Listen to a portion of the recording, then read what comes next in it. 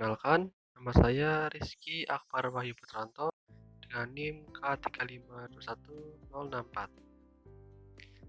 Nah, sebelum masuk ke contoh penerapan model pembelajaran problem based learning, di sini saya akan menjelaskan terlebih dahulu apa itu problem based learning dan juga langkah-langkah pembelajarannya atau sintaks dari model PBL. Nah, pertama-tama saya akan menjelaskan apa itu problem based learning atau yang disingkat dengan PBL. Nah, PBL merupakan pembelajaran yang menggunakan berbagai kemampuan berpikir dari peserta didik secara individu maupun kelompok, serta lingkungan nyata untuk mengatasi permasalahan, sehingga materi yang didapatkan itu bermakna, relevan, dan juga kontekstual. Tujuan dari PBL adalah untuk meningkatkan kemampuan dalam menerapkan konsep-konsep pada permasalahan baru atau nyata, pengintegrasian konsep higher order thinking skills atau biasa disingkat dengan HOTS, keinginan dalam belajar, mengarahkan belajar diri sendiri, dan juga meningkatkan keterampilan peserta didik. Lalu kemudian langkah-langkah pembelajaran dari model PPL adalah yang pertama, orientasi peserta didik pada masalah. Lalu langkah yang kedua adalah mengorganisasikan peserta didik untuk belajar. Dalam hal ini, peserta didik dapat dibuat secara berkelompok maupun individu.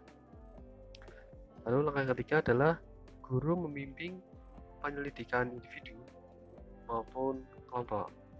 Pada langkah ini, guru diharapkan tetap membimbing dan mengawasi peserta didiknya dalam menyelesaikan permasalahan yang diberikan tadi. Lalu langkah yang keempat adalah menyajikan hasil karya yang telah diselesaikan oleh para peserta didik. Dan yang kelima adalah menganalisis dan mengevaluasi hasil karya yang sudah dikumpulkan tadi. Pada langkah ini, guru dan juga beserta seluruh peserta didik menganalisis dan juga mengevaluasi hasil karya. Apakah hasil karya yang dikumpulkan sudah sesuai dengan ketentuan atau belum?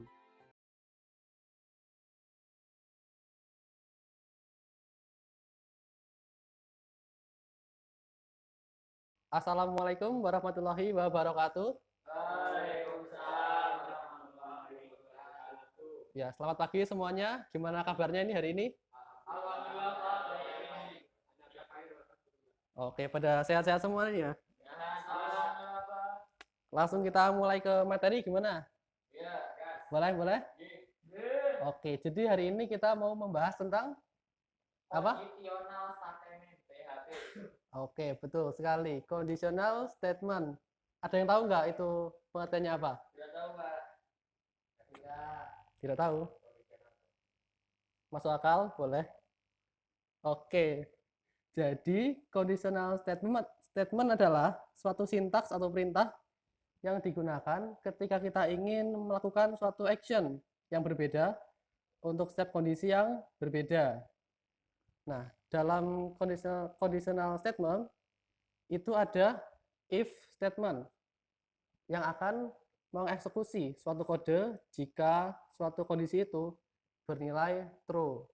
Lalu yang kedua ada if else statement yang akan mengeksekusi kode jika kode tersebut bernilai true, dan jika ada kode lain yang bernilai false, maka dia akan menjalankan suatu kode lain. Lalu yang ketiga ada if, else if, dan else statement. Nah, kalau yang ini itu akan mengeksekusi kode yang berbeda yang lebih dari dua kondisi. Lalu yang terakhir ada switch statement. Nah, switch statement ini akan apa ya? Mengeksekusi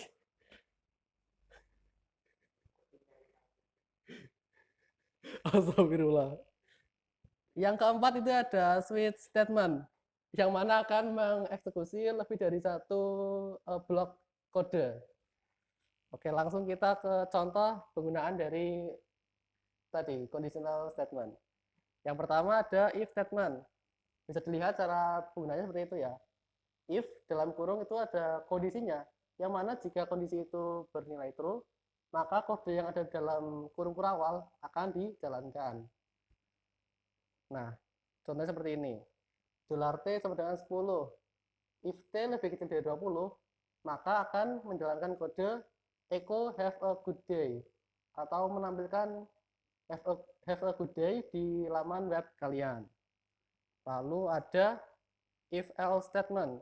Nah, ini itu hampir sama kayak yang tadi if, tapi bedanya sini itu ada else. Yang mana jika kondisi dari statement ini bernilai false, maka yang dijalankan adalah kode yang ada di dalam kurung awal milik else. Contohnya adalah seperti ini.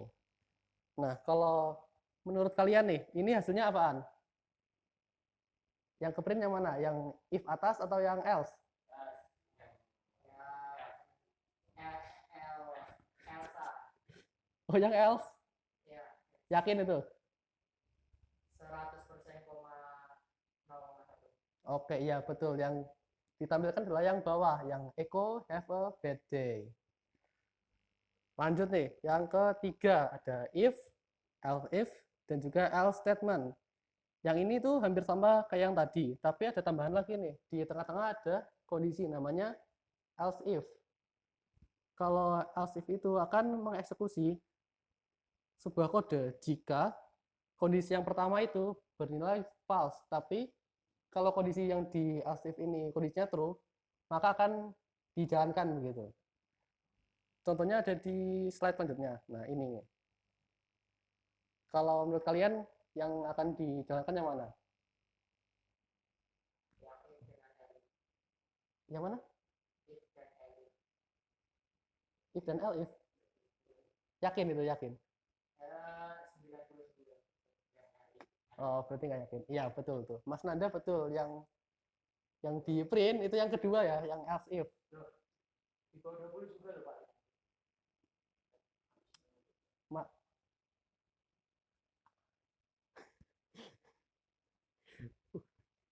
masuk akal, masuk akal. Nyadana masuk akal juga. Tapi ya, itu kan yang bawah itu lebih apa ya, lebih masuk gitu daripada yang atas. Maka yang dijalankan adalah yang kedua, yang else if. Gitu, paham? Oke, lanjut nih ya ke yang switch statement. Kalau yang ini tuh agak beda dengan tadi. Tadi kan pakainya if, sama else. Kalau yang ini tuh pakainya switch. Nah, di dalam switch ini ada and. Kode ini akan dijalankan jika if and-nya itu sama dengan label.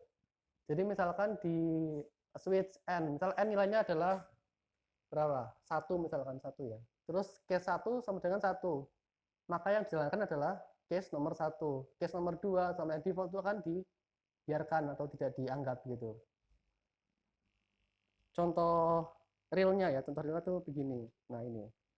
Switch red, case red, terus echo your favorite color is red, lalu di break. Nah, yang jalan ini adalah yang case red, karena itu yang paling sesuai dengan kondisi yang ada dalam switch. Nah, yang bawah-bawahnya itu kayak yang di case blue, terus yang di default, itu tuh nggak akan dijalankan gitu. Wah, udah selesai nih. Ada yang mau bertanya nggak nih sebelum kita masuk ke selanjutnya? Oke, silakan Mas Nanda. Kenapa ada break di switch? Oke. Karena